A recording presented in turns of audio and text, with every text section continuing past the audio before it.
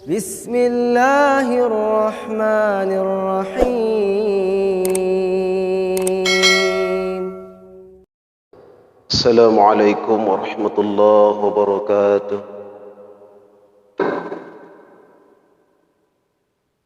الحمد لله الذي أنعمنا علينا بنعمة الإيمان والإسلام.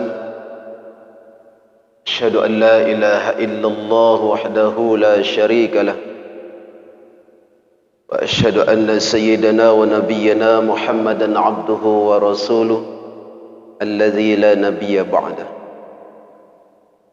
لا إله إلا الله الحليم العظيم، لا إله إلا الله رب العرش العظيم، لا إله إلا الله رب السماوات والأرض ورب العرش الكريم.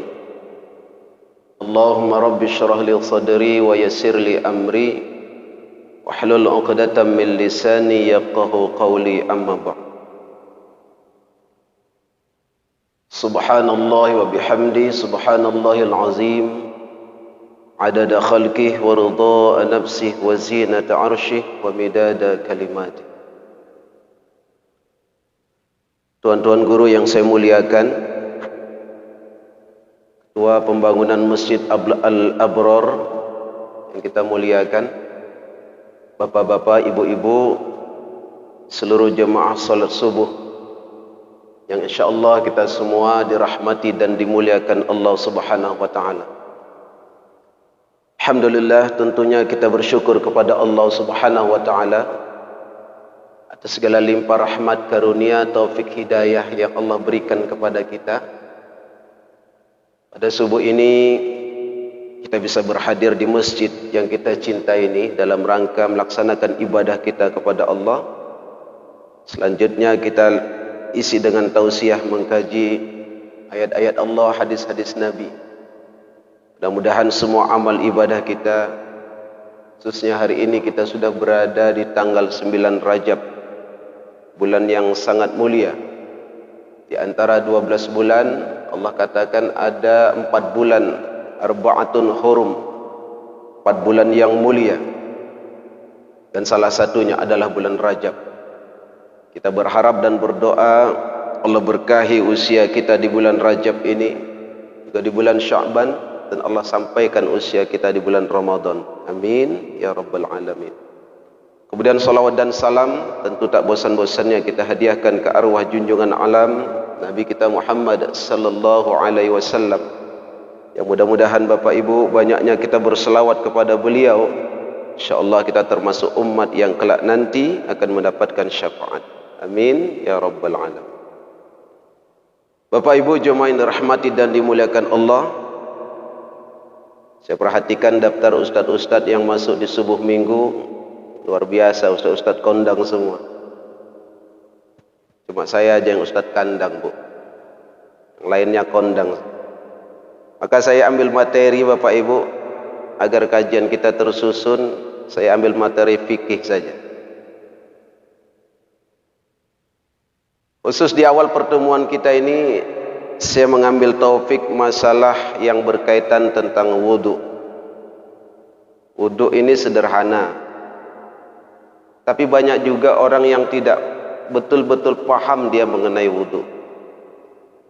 Saya mengambil kitab yang bernama Fathul Mu'in. Fathul Mu'in ini dikarang oleh seorang ulama dari India, Syekh Zainuddin bin Abdul Aziz bin Zainuddin bin Ali Al-Malibari.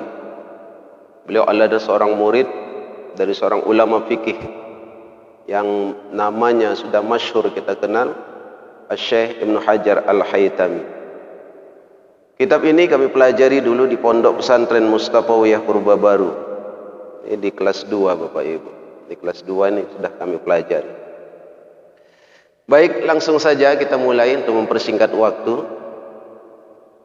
Saya bacakan dulu Bapak Ibu, nanti baru kita terjemahkan, kemudian kita jelaskan. Wa furuduhu sittatun. Fardu wudu itu ada 6. Ahaduha niyatu wudu'in au adai fardi wudu'in. Yang pertama adalah niat berwudu atau niat menunaikan fardu wudu. Au raf'i hadasin, atau dia berniat mengangkat hadas. Li ghairi daimi hadasin hatta fil wudu'il mujaddad. Tapi bagi mereka yang hadasnya tidak terus menerus sampai pada wudu yang diperbaharui, atau yang kita kenal dalam istilah fikih tajdidul wudu. Awit taharati anhu, atau dia berniat bersuci daripada hadas. Awit taharati li nahwis shalah, atau dia berniat bersuci untuk membolehkan solat. Mimma la yubahu illa bil wudu, satu amalan yang tidak bisa kita amalkan, yang tidak bisa kita lakukan kecuali dengan wudu.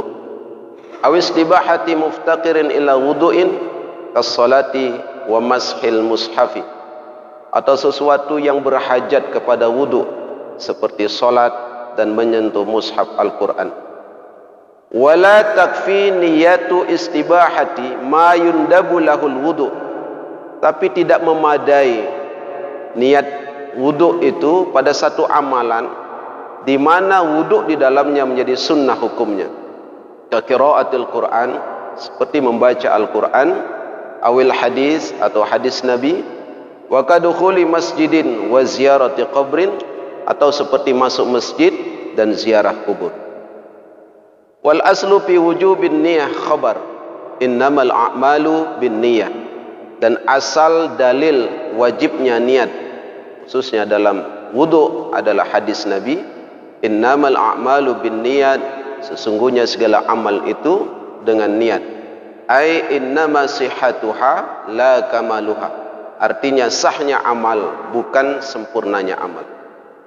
Wa yajibu qarnuha 'inda awwali ghasli juz'in min wajh, wajib menyertakan niat itu kapan? Ketika pertama kali membasuh bahagian daripada wajah. Falau qaranaha bi asna'ihi, bagaimana kalau dia berniat di pertengahan membasuh wajah?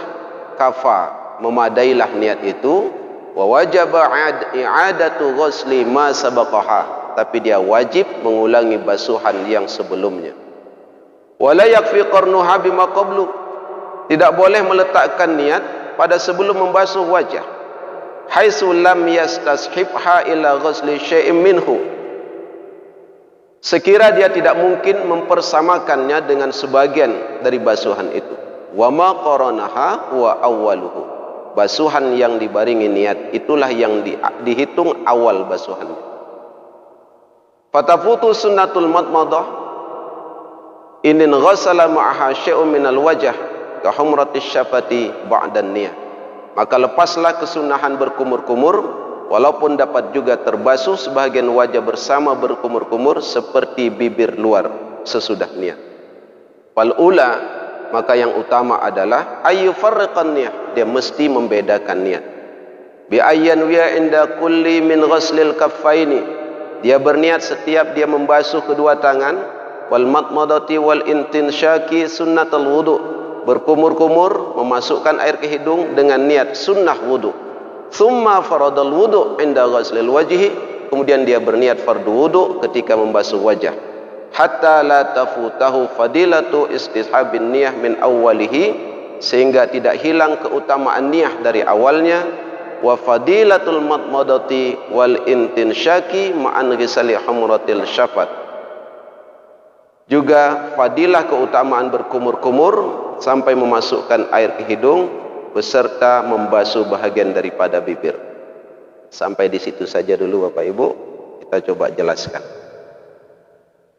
Bapak Ibu jemaah yang dirahmati dan dimuliakan Allah, wudu ini adalah salah satu syarat sah daripada solat.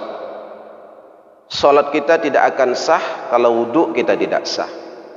Makanya wudu ini nampaknya bahagian yang sederhana, tapi banyak juga sekarang ini udah dewasa pun udah tua ngambil wudu macam wudu anak TK. Kita khawatir ancaman Nabi SAW, peringatan Nabi kita, ada orang yang solat kata beliau sampai putih jenggotnya tapi tidak ada satu solat pun diterima. Bisa jadi gara-gara wudunya yang tidak sempurna. Kenapa? Karena tidak ada ilmu tentang wudu. Banyak aja orang belajar itu hanya sekedar mengikut Bapak Ibu, melihat orang, oh begini, oh ini yang dibasuh, tapi dia tidak tahu batasnya seperti apa, bagaimana cara membasuhnya, mengapa harus dibasuh seperti ini, dia tidak tahu.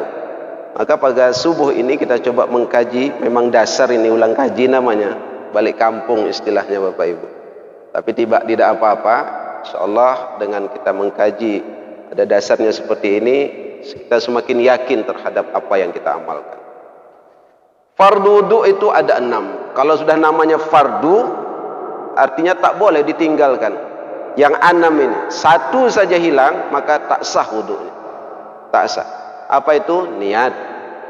Membasuh wajah, membasuh kedua tangan, menyapu sebagian kepala, membasuh kaki, kedua kaki, kemudian tertib.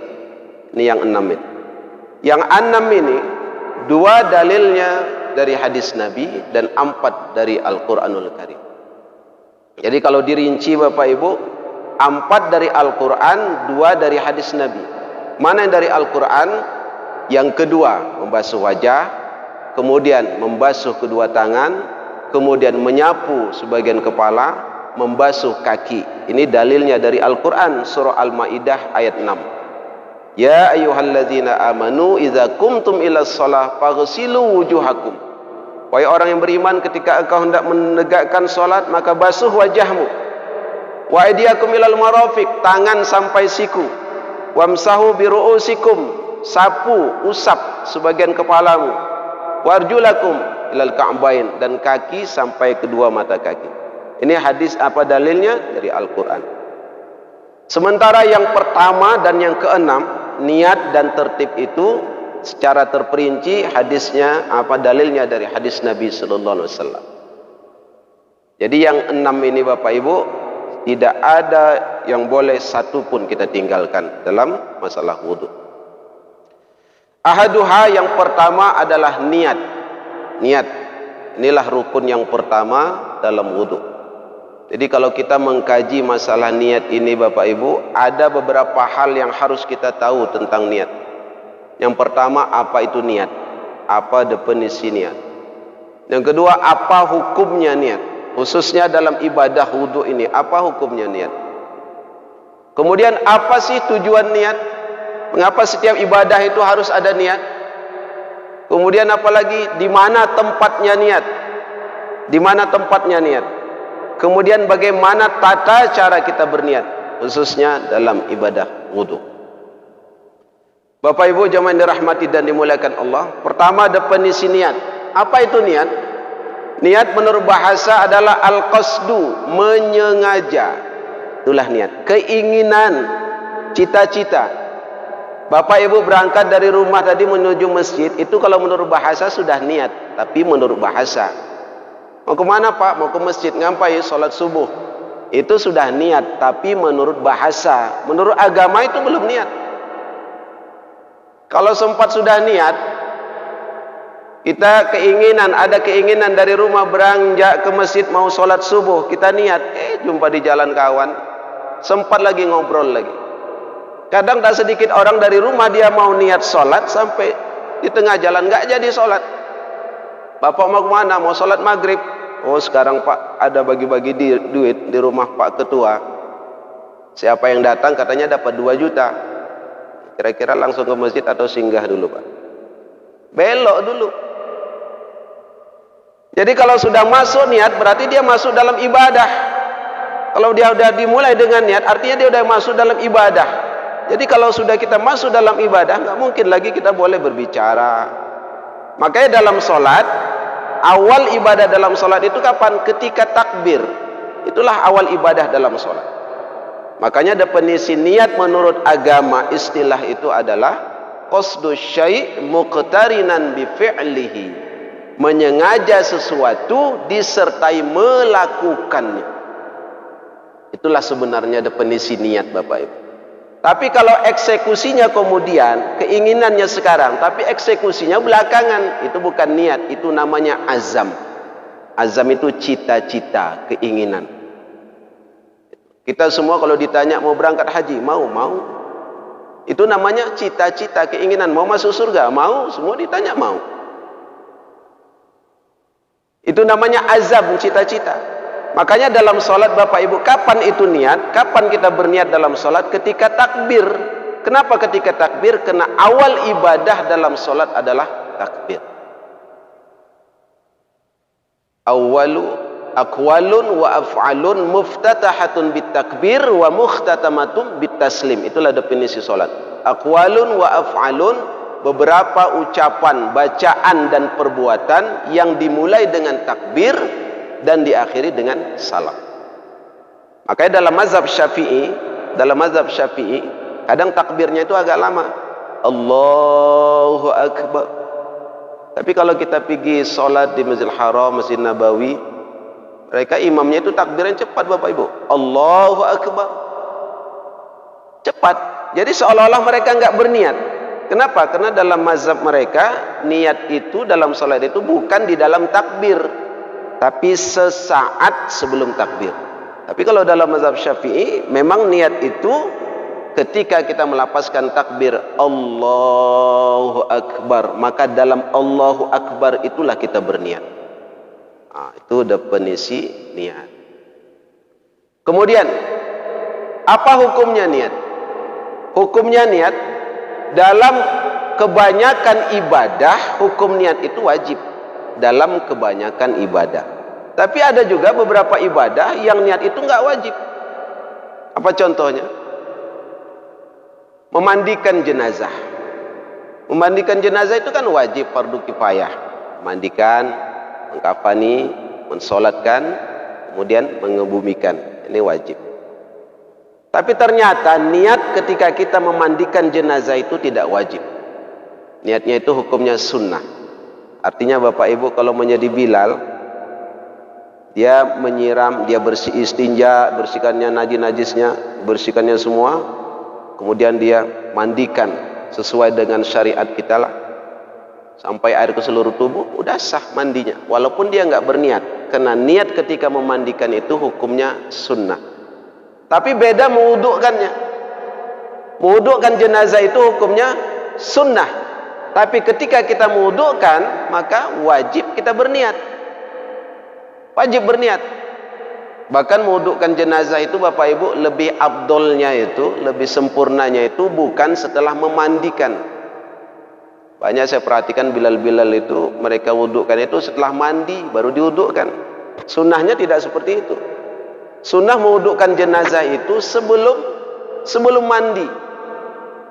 Setelah dibersihkan najisnya semua, istinja semua, dibersihkan semuanya, baru diwudukkan. Setelah diwudukkan baru dimandikan. Jadi setelah dimandikan nanti tak perlu wuduk lagi. Sama seperti kita yang hidup. Mandi wajib misalnya Bapak Ibu, mandi wajib. Kapan sunnahnya kita wuduk? Kita sunnah wuduk itu sebelum mandi, bukan setelah mandi. Istinja dulu kita bersih dulu dia, kita tinggal mandi, berwuduk kita. Setelah berwuduk baru kita niat mandi. Itulah sunnahnya. Jadi setelah mandi kita tidak perlu berwuduk lagi. Selama waktu kita mandi itu tidak menyentuh sesuatu yang membuat wuduk kita batal. Tapi kalau kita menyentuh kehormatan misalnya, maaf kata buang angin misalnya ketika kita mandi, maka wuduk kita menjadi batal. Maka setelah mandi kita berwuduk lagi. Tapi kalau tidak, sunnahnya seperti itu. Jadi Bapak Ibu, hukum niat itu pada umumnya adalah wajib, tapi ada yang sunnah. Kemudian, di mana tempatnya niat? Tempatnya niat itu di hati. Lantas bagaimana dengan lapas niat yang sering kita ucapkan? Usolli fardhu subhi raka'ataini adan ma'muman lillahi ta'ala. Nawaitul wudu'a li raf'il hadasil asghar fardhu lillahi ta'ala. Itu bukan niat. Itu adalah lapas niat. Makanya terjadi perbedaan ulama kan tentang lapas niat ini. Bahkan ada mengatakan bid'ah lapas niat.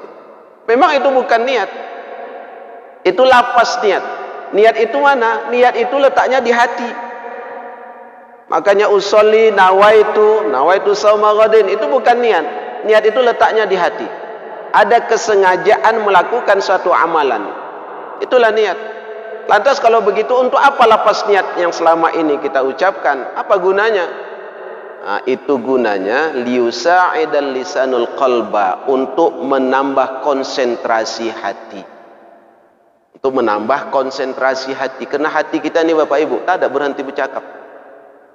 Ini nampaknya kita diam semua nih kan, tapi hati kita ini nggak ada berhentinya. Ada saja dibicarakan. Kapan hati itu berhenti bicara? Kalau kita tidur. Kalau tidur berhentilah hati itu. Tapi ketika mata kita terbuka, hati kita ini nggak akan pernah berhenti bicara. Makanya karena itu, supaya menambah konsentrasi hati kita, perlulah kita lapaskan niat. Seperti pedagang kerupuk misalnya Bapak Ibu. Kerupuknya banyak, plastik besar, dia mau masukkan dalam kaleng kecil. Dia hitung. Bolehkah dalam hati dia menghitungnya? Boleh. Dia menghitung dalam hati, boleh. Tapi kalau dia ucapkan, itu akan lebih menambah keyakinan. 1, 2, 3 dia ucapkan.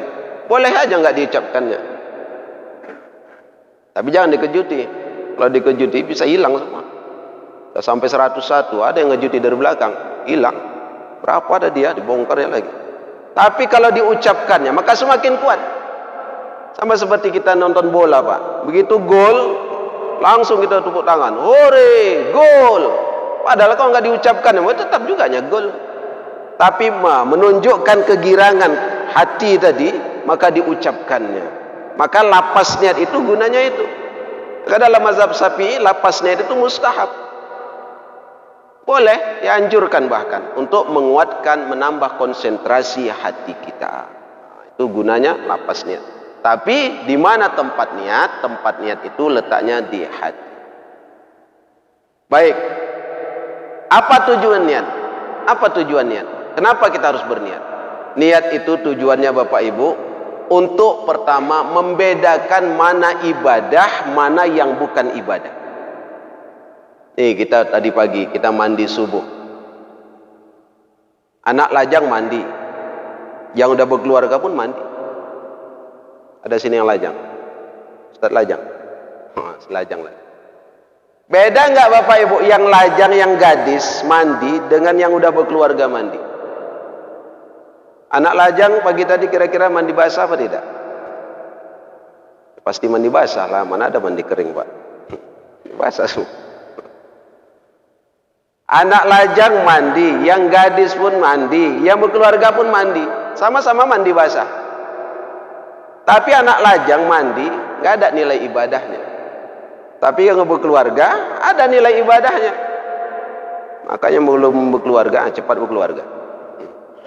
Dari mandi aja, orang yang berkeluarga dapat ibadah, anak lajang enggak. Makanya orang yang berkeluarga itu ibadahnya lebih banyak Pak daripada yang lajang. Cepat berkeluarga. Mandi aja ibadah. Makin banyak mandi, makin banyak ibadah. Apa yang membedakannya Bapak Ibu? Sama-sama mandi dari ujung rambut sampai ujung kaki.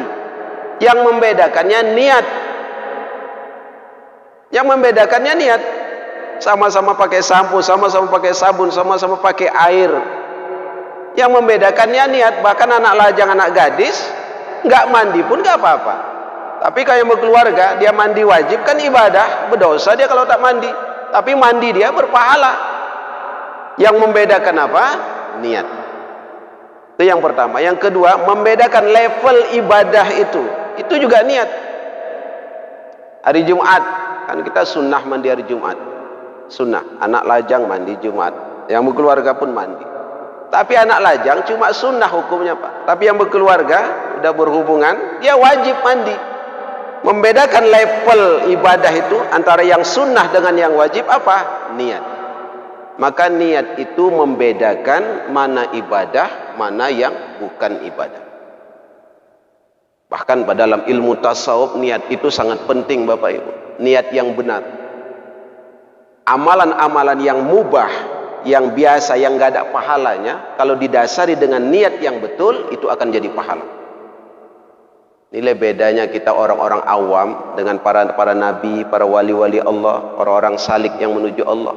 Hari-hari mereka itu, waktu-waktu mereka itu nggak ada yang nilainya mubah. Nabi itu selama hidup beliau itu nggak ada yang mubah nilainya, yang harus. Hanya antara dua saja. Kalau nggak sunnah wajib, nggak sunnah wajib. Antara dua itu aja.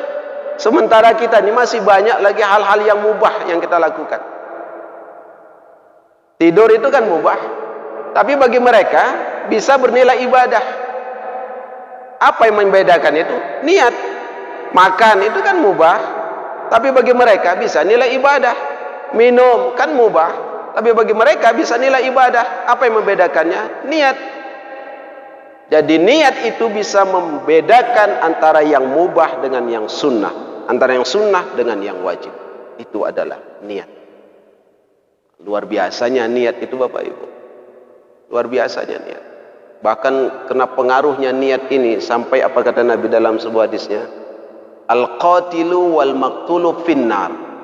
Yang membunuh dan yang terbunuh, orang muslim yang bertemu, izal taqal muslimani bisayfihaini bisayfihima, apabila dua orang muslim bertemu dengan saling berantam dengan pedang keduanya, artinya saling begaduh, berantam. Kemudian kata Nabi, yang membunuh dan yang terbunuh dua-duanya masuk neraka. Kata sahabat, ya Rasulullah, kalau yang membunuh masuk neraka wajar, pelaku kriminal. Tapi ini yang terbunuh ya Rasul, udah terbunuh masuk neraka, udah jatuh ketimpa tangga lagi. Kenapa bisa demikian ya Rasul? Apa kata Nabi? Penyebab utamanya adalah niat. Niat. Bukankah yang terbunuh itu dia juga berniat untuk membunuh? Cuma keduluan. Nah, itu aja masalahnya, keduluan. Belum sempat dia membunuh, udah terbunuh duluan. Makanya yang membunuh dan terbunuh masuk neraka. Yang membedakan, yang membuat seperti itu adalah niat. Nah, kemudian Bapak Ibu, bagaimana tata cara berniat khususnya dalam wudhu? Sudah setengah jam. Khususnya dalam wudhu, karena kita mengkaji wudhu nih Bapak Ibu. Jadi dalam wudhu ini banyak sekali tata cara kita berniat dalam wudhu. Nah, dalam kitab ini dijelaskan, ahaduha niatu wudu'in. Yang pertama adalah niat berwudhu. Kalau bahasa Arabnya nawaitul wudu'a lillahi ta'ala. Udah sah. Sengaja saya berwudhu karena Allah Ta'ala. Sudah sah. Selama ini mungkin kita tahu niat wudhu itu panjang Bapak Ibu. Nawaitul wudu'a li raf'il hadasil aswar fardalillahi ta'ala. Itu yang selama ini mungkin kita pelajari. Itu yang ada dalam kitab-kitab lama dulu, kitab perukunan seperti itu. Cuma satu itu aja yang kita tahu. Kalau di dalam kitab ini ternyata banyak cara kita berniat dalam wudhu. Itulah enaknya yang mengaji itu Bapak Ibu. Bukan satu aja rupanya, banyak cara kita berniat dalam wudhu. Yang sederhana itu apa? Nawaitul wudu'a lillahi ta'ala. Sengaja saya niat wudhu karena Allah Ta'ala. Udah sah. Atau apa lagi? Nawaitu ada'a fardil wudhu. Sengaja saya menunaikan fardu wudhu karena Allah Ta'ala. Bisa. Atau apa lagi? Nawaitu raf'al hadasil asghar. Sengaja saya mengangkat hadas kecil. Udah sah. Tapi ada tapinya. Li ghairi daimi hadasin. Kalau kita berniat mengangkatkan hadas, ini tidak bisa bagi orang yang hadasnya terus menerus berhadas. Contohnya siapa? Misalnya maaf ibu, wanita yang haid lebih dari 15 hari misalnya. Wanita itu kan haid kebanyakannya 1 minggu, 7 hari, 6 hari, 7 hari itu pada umumnya. Paling banyak itu 15 hari. Kalau udah lebih 15 hari, masih ada darah yang keluar, itu bukan darah haid. Itu namanya darah istihadah, darah penyakit. Kalau darah penyakit yang keluar, maka dia wajib sholat. Dia wajib sholat. Tapi bagaimana Ustaz dia mau sholat sementara darahnya terus keluar? Ini namanya orang yang istihadah, hadasnya terus menerus. Dia tetap wajib sholat, tapi ketika dia mau sholat dia harus bersihkan dulu, bersihkan, istinja dia bersihkan semua. Setelah dia bersihkan dia ngambil wudhu. Nah, ketika dia ambil wudhu itu dia tidak bisa berniat sengaja saya ambil wudhu mengangkatkan hadas. Kenapa tak bisa? Ini dalam ilmu fikih namanya tala'uf fin niyah, bermain-main dalam niat. Kenapa disebut bermain-main? Dia berniat mengangkatkan hadas, sementara hadasnya itu tak akan pernah terangkat. Orang yang mengangkatkan hadas kecil dengan wudu, dengan kita berwudu hadas kecil terangkat, hadas besar terangkat dengan mandi. Dengan mandi junub, hadas besar terangkat. Nah, bagaimana mungkin terangkat hadasnya sementara darah terus keluar? Kemudian dia berniat sengaja saya mengangkatkan hadas. Jadi niat seperti ini kata pengarang kitab kita tidak bisa. Tidak bisa. Lantas apa niatnya kalau seperti itu? Niatnya sederhana aja. Nawaitul wudu'a lillahi ta'ala. Sengaja saya berwudu karena Allah Ta'ala. Atau nawaitul wudu'a lis-shalah. Sengaja saya berwudu untuk salat juga bisa. Atau nawaitul wudu'a listibahatis shalah. Sengaja saya berwudu untuk membolehkan salat. Niatnya seperti itu. Atau bagi mereka yang mujaddad Bapak Ibu, yang memperbaharui wudu, tajdidul wudu. Bagaimana kalau dia berniat mengangkatkan hadas bagi orang yang memperbaharui wudu? Kita masih ada wudunya nih, bagi masih ada wudunya. Sampai zuhur nanti masih tahan misalnya, mana tahu. Kita mau salat zuhur, wudu masih ada nih, salat wudu salat subuh. Kita mau salat zuhur. Apakah boleh kita salat zuhur dengan wudu salat subuh? Boleh. Cuman perintahnya itu memang kalau menurut zahir ayat Al-Qur'an surah Al-Maidah ayat 6 tadi, perintahnya itu memang setiap kita mau salat disuruh wudu. Wahai orang-orang beriman, ketika engkau hendak salat maka berwuduklah. Artinya setiap kita mau salat ada perintah wudu. Kalau dari ayat itu wajib kita berwuduk Bapak Ibu. Setiap kita mau salat wajib kita berwuduk dari ayat itu, tapi dikecualikan oleh hadis Nabi. Diterangkan, dijelaskan oleh hadis Nabi, hanya bagi yang berhadas saja yang wajib. Bagi yang masih punya wudu, sunnah hukumnya. Itulah yang disebut dengan tajdidul wudu, memperbaharui wudu. Hukumnya apa? Sunnah. Kenapa? Dia masih ada wudunya, dia mau salat zuhur, dia berwuduk lagi. Itu namanya memperbaharui wudu. Nah, niat orang memperbaharui wudu itu, apakah bisa dia berniat nawaitul wudu'a li raf'il hadas, sengaja saya berwuduk mengangkatkan hadas, sementara hadasnya sudah terangkat karena dia sudah berwuduk. Kebalikan daripada yang istihadah tadi Bapak Ibu. Kalau yang istihadah tadi kan memang terus menerus dia berhadas, kemudian dia berniat mengangkatkan hadas, nggak akan terangkat. Nah, yang ini hadasnya sudah terangkat, kemudian dia berniat lagi mengangkatkan hadas. Mengangkatkan hadas lagi. Itu namanya tala'upin ya, bermain-main dalam niat. Maka kalau menurut pengarang kitab kita ini, Syekh Zainuddin Al-Nibari, tetap sah niat seperti itu. Walaupun pendapat itu dikritik oleh ulama-ulama yang lain. Kenapa? Karena wuduknya sudah terangkat. Tapi kalau dalam kitab ini tetap sah. Tapi untuk supaya menghindarkan khilafiyah, maka kita niat biasa aja. Nawaitul wudu'a lillahi ta'ala. Sengaja saya berwudu karena Allah Ta'ala. Seperti itu. Laki-laki juga ada penyakit yang terus menerus hadas, silsil baul, beser terus saja, menetes. Apalagi kalau udah lanjut usia Bapak Ibu. Lanjut usia, dia udah tua, jalan pun payah, jalan pun mau diangkat, dia terus keluar. Cemana itu? Dia tetap wajib sholat.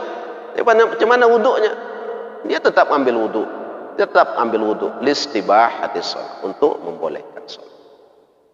Nah, kemudian Bapak Ibu jemaah dirahmati dan dimuliakan Allah, awit taharati anhu, atau dia berniat bersuci daripada hadas. Nawaitu taharati anil hadas, sengaja saya bersuci daripada hadas. Boleh. Atau dia berniat nawaitu tahara lis shalah, sengaja saya bersuci untuk salat. Boleh. Atau sengaja saya berwudu untuk menyentuh Al-Qur'an. Bolehkah niat seperti itu? Boleh. Sengaja saya berwudu untuk menyentuh mushaf Al-Quran. Boleh. Kenapa? Karena menyentuh Al-Quran itu wajib kita berwudu. Tapi kalau niatnya begini, sengaja saya berwudu untuk masuk masjid, sengaja saya berwudu untuk ziarah kubur, sengaja saya berwudu untuk membaca Al-Quran, apakah niat seperti itu sah? Niat seperti itu tidak sah. Kenapa? Karena masuk masjid, ziarah kubur, membaca hadis Nabi, membaca Al-Quran itu tidak wajib wudu. Kita masuk masjid ini kan nggak wajib berwudu Bapak Ibu. Mau berwudu boleh masuk, nggak berwudu pun boleh masuk. Beda sholat. Membaca Al-Quran kan nggak wajib berwudu. Membaca dengan hafalan Ibu sambil masak misalnya kan, daripada merepet, bagus baca Quran. Beras naik, cabai naik, merepet ambil masak, bagus baca Quran ibu. Beruduk lagi Ustaz? Enggak mesti beruduk. Kalau kita membaca dengan hafalan, enggak mesti beruduk. Jadi kalau kita berniat untuk itu, maka tidak sah wuduknya, karena itu amalan sunnah adanya wuduk. Kemudian, apa dalilnya? Apa dalil daripada niat? Dalilnya adalah hadis Nabi, innamal a'malu bin niat. Sesungguhnya amal itu sah dengan adanya niat. Dari mana ulama mengatakan bahwa amal itu baru sah dengan adanya niat? Padahal dalam ayat Al-Quran nggak ada disuruh, wahai orang beriman, ketika engkau hendak sholat berniatlah dulu baru basuh wajah. Nggak ada. Bahkan dalam ayat hadis ini, innamal a'malu bin niat. Kalau kita artikan secara literiknya Bapak Ibu, sesungguhnya hanya saja segala amal itu dengan niat. Nggak ada di situ menunjukkan wajib niat dalam amal, khususnya dalam wudhu. Inilah ulama kita itu luar biasanya Bapak Ibu. Dalam setiap kalimat pun mereka bahas. Nanti untuk selanjutnya bagian basuh wajah, bagian menyapu kepala, itu kan ulama berbeda pendapat Bapak Ibu. Ada yang sebagian, ada yang seperempat, ada yang separuh, ada yang semua kepala wajib disapu. Kenapa mereka berbeda pendapat seperti itu? Tapi ketika basuh wajah, basah wajah itu ya ini, tangan ya ini. Kenapa mereka nggak berbeda pendapat? Jadi ulama itu luar biasa. Setiap kalimat itu mereka bahas. Jadi mengapa di sini dikatakan bahwa amal itu mesti dengan niat? Ditafsirkan oleh pengarang kitab ini, ai innama sihhatuha, artinya sahnya amal, bukan sempurnanya amal. Sahnya amal mesti dengan niat, bukan sempurnanya amal dengan niat. Kalau sempurnanya amal dengan niat, artinya kalau nggak pakai niat tetap sah walaupun kurang sempurna. Tapi ini tidak, sahnya amal mesti dengan niat. Khususnya wudhu, ternyata diambil dari alif lam yang ada pada kata al-a'mal. Itu menunjukkan semua amal itu mesti dengan niat. Ada lagi ulama lain mengatakan dari innama itu adatul hasr, pembatas. Kalau kita kaitkan dengan ayat Al-Quran, innama ya'muru masajidallah, innama ya'muru masajidallah man amana billah, ada kalimat innama di situ. Itu adatul hasr, pembatas. Artinya Ibu, kalau kita artikan secara ilmu nahu, orang yang benar imannya kepada Allah, benar imannya kepada hari akhirat, mereka itulah orang yang senang memakmurkan masjid. Kebalikannya, orang yang tak mau memakmurkan masjid, belum lagi benar imannya kepada Allah, belum benar lagi imannya kepada hari akhirat. Dari kalimat innama. Jadi Bapak Ibu jemaah dirahmati dan dimuliakan Allah, sedikit lagi. Nah kemudian Kapan kita berniat dalam wudhu itu? Tujuan niat sudah kita tahu, definisi niat sudah kita tahu, hukum niat kita sudah tahu, tata cara niat kita sudah tahu, dalil niat kita sudah tahu. Nah sekarang, kapan kita berniat khususnya dalam wudhu? Wajibu qarnuha, wajib menyertai niat itu kapan? Inda awali ghasli juz'im minal wajah. Ketika kita membasuh bahagian juzuk daripada wajah. Disitulah kita berniat Bapak Ibu. Kalau dalam salat ketika takbir, tapi dalam wudhu ketika basuhan pertama, air pertama yang menyentuh bahagian dari wajah ini, maka disitulah kita berniat. Jadi niat dalam wudhu itu bukan waktu cuci tangan. Banyak juga orang waktu cuci tangan dia sudah berniat. Waktu kumur-kumur, waktu masukkan air hidung, bukan di situ waktunya niat dalam wudhu. Waktunya niat dalam wudhu adalah ketika pertama basuhan yang wajib. Cuci tangan itu nggak wajib, itu sunnah. Berkumur-kumur juga sunnah. Nggak cuci tangan pun kita boleh, nggak kumur-kumur juga boleh. Basuhan yang wajib yang pertama adalah ketika kita basuh wajah. Ketika membasuh bahagian dari wajah. Bahagian dari wajah. Bagian itu mana? Mau dari atas boleh, dari bawah boleh, dari pipi boleh, kanan kiri pun boleh, dari hidung pun boleh. Yang penting pertama bahagian daripada wajah ini. Nah, bagaimana pertanyaannya? Kalau seandainya niatnya itu, ini kan dia berniat Bapak Ibu, dia berniat ambil air. Biasanya itu lebih bagusnya itu dia memulai basuhan itu dari kening terus ke bawah. Tapi niatnya itu bukan ketika air pertama menyentuh ke kening, sudah air itu turun ke wajah begini, baru dia berniat. Bagaimana kalau dia berniat itu pertengahan? Karena kan tak semua orang cepat menangkap gitu ya Bapak Ibu. Tak secepat, tak samalah waktu meletakkan niat itu. Ada orang yang agak lambat niatnya, ada orang yang cepat niatnya memang. Nah, bagaimana ketika air itu sudah sampai ke wajah, dia belum berniat, tapi begitu dia sapu ke bawah, baru dia berniat. Maka kata penyusun kitab kita ini, walau qoronaha bi asnaihi kafa. Kalau dia berniat di pertengahan basuhan wajah itu, maka kafa, maka sahlah niatnya, memadailah niatnya. Tapi ada tapinya. Wajib i'adatu ghuslu ma sabaqaha, tapi dia wajib mengulangi basuhan yang belum kena niat. Jadi ambil wudu Bapak Ibu. Dia belum berniat nih, waktu air sampai ke kening dia belum berniat, tapi udah sampai ke bawah, air itu mengalir ke bawah, baru dia berniat. Jadi yang kena niat itu yang mana? Bagian bawah ini baru kena niat, sementara bagian atas dia belum kena niat. Maka orang yang seperti ini wajib mengulangi basuhan yang belum kena niat. Dia wajib mengulangi. Makanya sering saya sampaikan, kalau kita berniat dalam wudu, membasuh bagian daripada anggota wudu, maka jangan cepat memisahkan tangan kita dengan anggota wudu yang kita basuh. Jadi jangan cepat kita memisahkan tangan kita dengan anggota wudhu yang kita basuh. Supaya apa? Kalau kita pisahkan, kita tarik tangan kita dari kulit wajah, kulit tangan dan sebagainya, ini air yang ada di tangan kita ini menjadi mustakmal. Mustakmal, nggak bisa lagi kita gunakan untuk basuhan berikutnya. Makanya tempelkan saja tangan kita ini sampai sempurna niat kita, sampai sempurna rasanya basuhan kita itu Bapak Ibu. Nah, kita sapukan, jangan kita angkat seperti ini. Jadi air yang sudah sampai ke bawah boleh lagi kita tarik lagi ke atas. Nah, seperti itu. Sampai kita rasa rata basuhan yang pertama. Dan memang kalau zahir ayat itu yang diwajibkan cuma satu kali basuhan. Wahai orang-orang beriman, ketika engkau hendak sholat, basuhlah wajahmu. Nggak ada dikatakan 2 kali, 3 kali, nggak ada.